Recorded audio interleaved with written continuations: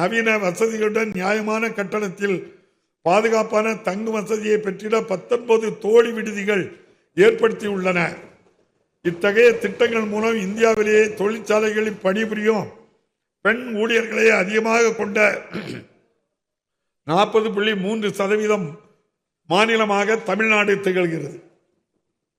முத்தமிழறிஞர் கலைஞர் அவர்களின் காலத்தில் தொடங்கப்பட்ட மகளிர் சுய உதவி குழு இயக்கம் இன்று ஆள்போல் தலைத்து ஒரு மாபெரும் மக்கள் இயக்கமாக மாண்புமிகு துணை முதலமைச்சர் அவர்களின் சீரிய தலைமையின் கீழ் இயங்கி வருகிறது. தமிழ்நாடு மகளிர் மேம்பாடு நிறுவனத்தின் கீழ் மொத்தம் 4.9 லட்சம் சுய உதவி குழுக்கள் ஊரக மற்றும் நகர்ப்புற பகுதிகளில் செயல்பட்டு வருகின்றன. கடந்த 5 ஆண்டுகளில் 1,34,000 கோடி ரூபாய் வங்கிக் கடனாக மகளிர் சுய உதவி குழுக்கு வழங்கப்பட்டுள்ளது.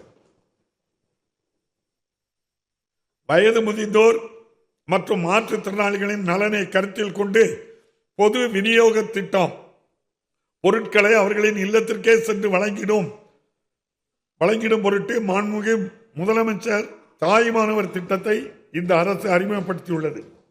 இத்திட்டத்தின் கீழ் 18,37,000 குடும்ப அட்டைகளில் உள்ள 27,55,000 வயது முதிர்ந்தோர் மற்றும் மாற்றுத்திறனாளிகள் பயனடைந்து வருகிறார்கள்.